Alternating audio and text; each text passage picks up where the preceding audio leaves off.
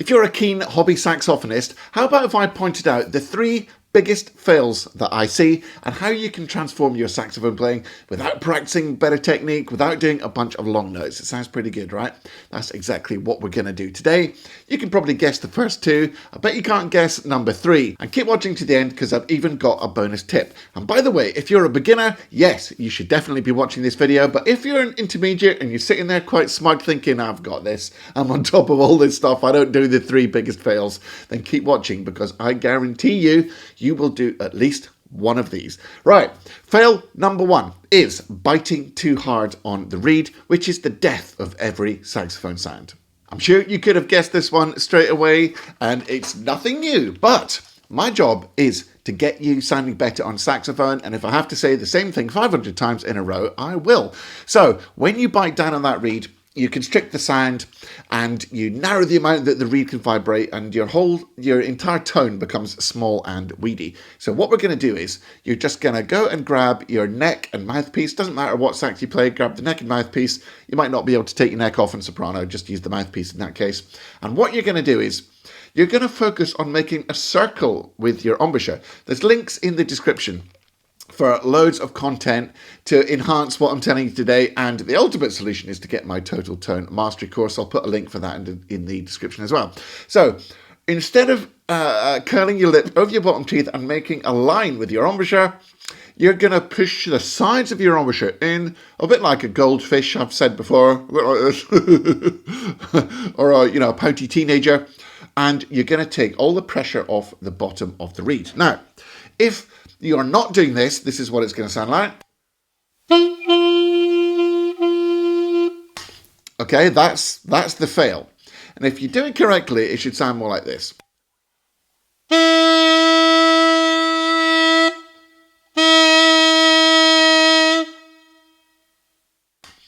And when you pull your mouthpiece away, your embouchure should still be in the right shape, in that circle shape, okay? So, goldfish shape, support the sound from the sides, take all the pressure off the bottom of the reed, because if you don't, you're going to constrict the sound. It's going to sound thin and weedy. It's the single biggest fail of every hobby saxophonist. So let's move on to number 1 now, and you can probably guess what this one is. It is breathing. Now, this is probably the least sexy topic in the saxophone world because, it's not about moving your fingers fast. It's not about, sexy chord substitutions, but it is the foundation of everybody's sound. And let me just tell you straight from the get-go, I don't think I've ever had a single person come in the Get Your Sax Together studio or in the inner circle or in a one-to-one lesson who has blown their saxophone with enough air. Okay, now this is all covered in detail in Total Tone Mastery, and I'll put some links in the description for other free content to help you with this. However, the big point is that you need to get more air through your horn. It's really going to help your sound, especially in when you pair it up with the biggest fail number 1, which is biting too hard. So get that pressure off the reed, and then put loads more air through the instrument. Now, how much air do you need to put through? Well, to begin with, as much as you possibly can. So what I want you to do is keep your shoulders relaxed. You're going to take a big breath into your belly and just fill up all that air, but make sure your shoulders aren't going up into your neck, okay? That is the most important thing. You've got to have relaxed shoulders. Make sure they're not going up into your neck. So you're going to take a big breath into your belly and just blow your sax as hard as you can. Don't worry if it's not in control. So something like this.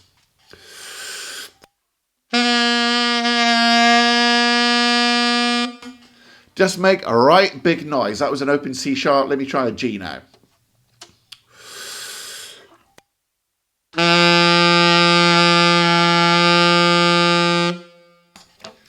You literally want to try and straighten out the instrument with the amount of air that you put through it. Don't worry if the tone cracks or if you lose control. That stuff can all be reined in later. What we want to do is make a quantum shift in how much air you put through the instrument. And if you do that, and you stop biting on the reed, your sound is instantly gonna be transformed. So remember, check out the description for all the links to useful stuff which is going to help you with all this stuff. So just before we get to the final fail, which is the one I bet you probably couldn't guess, if you want some more free stuff, go and check out my free saxophone success masterclass. It's a free lesson that you can enjoy. You just put in your email, full of a load of stuff which is instantly going to move the needle on your playing, give you a better sound, help you practice better, improve your improvising. It's really cool. It's completely free. It's my gift to you. Just use the link that you can see there. And I promise you, your saxophone playing will improve. It's very cool. So we're about to get on to the third and final fail for hobby saxophonists or saxophonists. But first, a couple of honorary mentions, which are also huge fails that hobby players make, which didn't quite make the main three cut. So the first one is your hand and body technique. Once again, the link will be in the description for videos on this, but basically, in a nutshell, you need to make 2 C's with your hands, okay? C, C. Or you can imagine that you're holding 2 drinks like this, and then you just move that C onto the instrument. It's as simple as that, okay? So there's the 2 C's, boom. So 1 C goes there. The other C goes there. Now, if you were looking down, straight down the instrument, that way, you would see 2 Cs, okay? 1 forwards, 1 backwards. So just think of that in your head. Can I see 2 Cs? And when you move your fingers, you keep your fingers close to the pearls and no, what I call tower bridges. I cover this in detail in the video linked in the description. No tower bridges where your fingers flap up like this, okay? And try and avoid what I call the beaver paw, all right, which is where your hands are like this, pointing downwards. Trying to think about your fingers going horizontal, not pointing down. It's going to put strain on your wrist. So drop those wrists right down. Get your fingers close to the keys, and then you'll be able to play it fast like this.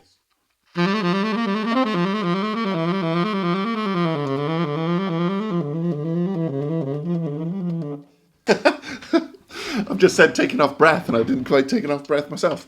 So that is the first honorary mention, and that is basic, relaxed finger, hand, and body technique. And the second honorary mention is vibrato. Now, once more, there'll be a link in the description about, how to get a lovely vibrato, and it's all covered in detail in my Phrase Like a Pro course. But in the meantime, if you don't know what you're doing with vibrato, don't do vibrato, okay? Because most people, when they start off playing saxophone for hobby, they're doing vibrato wrong, and it just sounds a bit like a bleating goat, which is not a good look.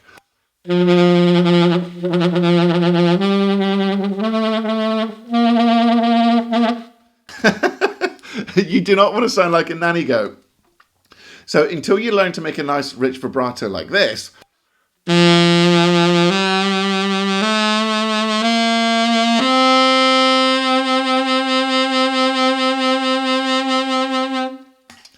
you're much better to do no vibrato than a terrible vibrato. That's the moral of the story. That will dramatically improve how good you sound and get rid of some of those tells that you're a hobby player and not a pro. Okay, the final fail is doing Bwows. Now, what is a Bwow?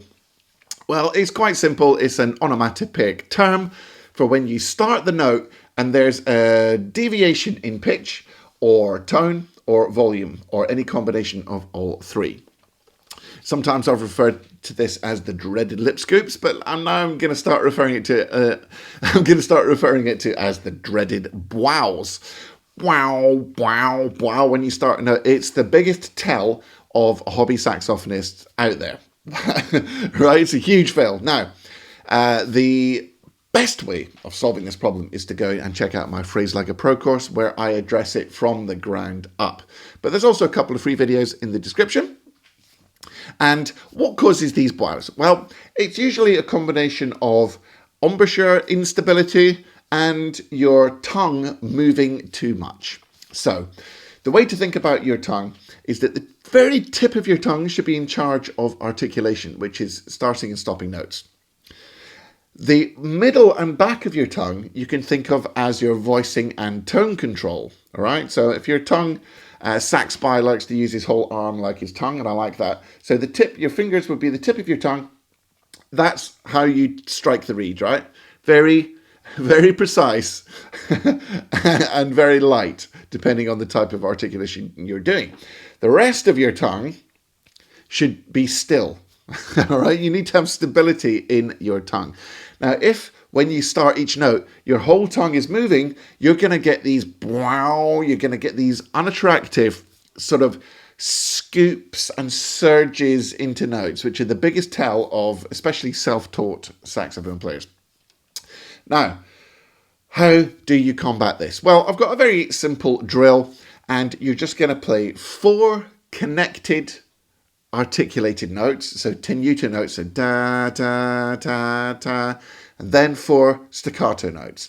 Now, what you're listening for is any deviation in pitch, timbre, or volume. So this is how it should sound, and you can choose any note you want in the, just stick in the middle of the instrument.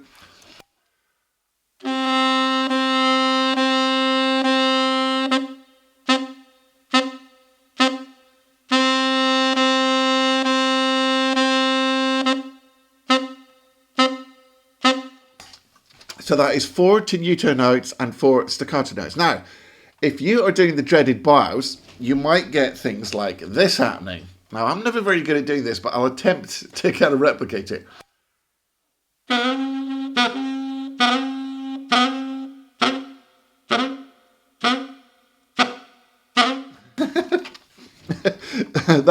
that sort of thing. If you're hearing that, and you can record yourself with your phone to check if you're doing it or not, because some people don't realize they are. If you're doing that, you need to work on your tongue stability. There's a free video in the description to help you with that.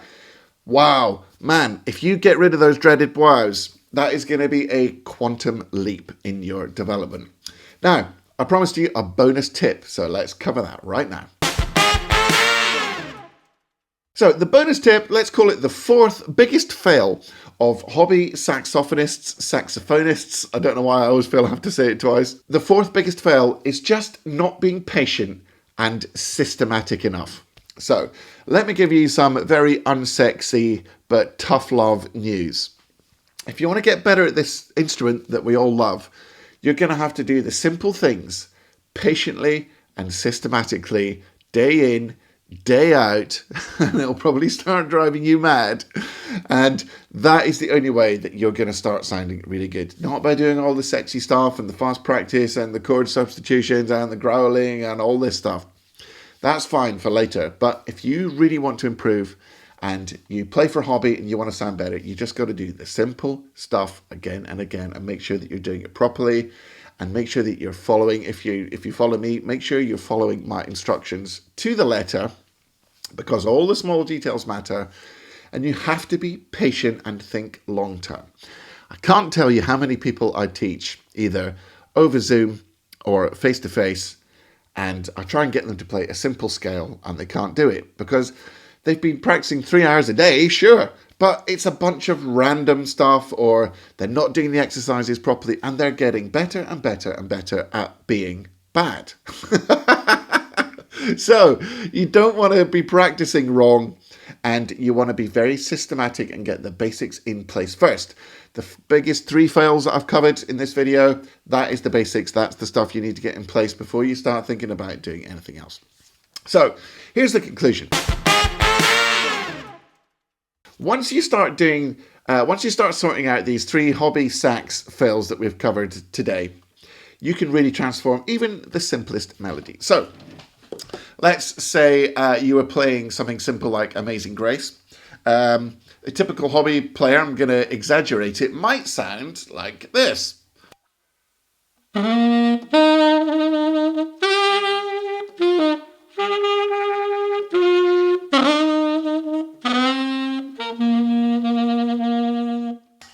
Okay, no, I'm not being mean to hobby sax players. I love you guys. And I am very much, over egging the pud, you might say, to make my point.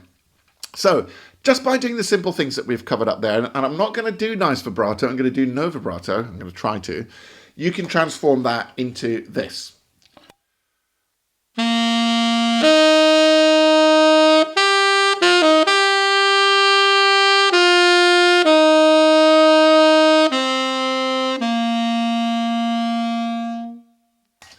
which I'm sure you'll agree, although not, you know, what you might hear on your favorite smooth jazz album or whatever, it's still a lot better than how you might be sounding at the moment. That's what we're trying to do today. So stick at it. And I promise you, if you sort those three things and bear in mind the fourth, it's going to make a huge difference to your playing, and you're going to be so much more, you're going to feel so much more reward when you play because you're going to be sounding so much more pro. Alrighty, that's all we've got time for today. Like I mentioned earlier, don't forget to go and check out the free Saxophone Success Masterclass. That is super awesome. Now, the best place to be if you want to cover all this stuff and be in an awesome, friendly community with a bunch of like-minded saxophone nuts is to join my Inner Circle membership. This is where you get day-to-day contact with me. There's so much cool stuff in there and so many cool people in there. If you love saxophone, you are going to love the Inner Circle. It's only a couple of coffees or whatever. It's only like a price of a coffee a week or something, I don't know. There's a free 7-day trial, so you can try it before you buy. And believe me, there's so much good stuff in there. It's going to transform how much you enjoy playing your saxophone. So go and check out the Inner Circle. In the meantime, you can also check out my flagship courses, Total Tone Mastery, Improvisation Mastery, which we haven't covered today, right enough. Phrase Like a Pro, especially Phrase Like a Pro for all this basic stuff. These are the A to Z, zero to hero, systematic courses which I've created just for you, which is really going to help you cover all the things that we've talked about today. So I'll put some links for them in the description. Righty-ho, until next week, make sure you practice hard, practice smart, enjoy your music, take it easy.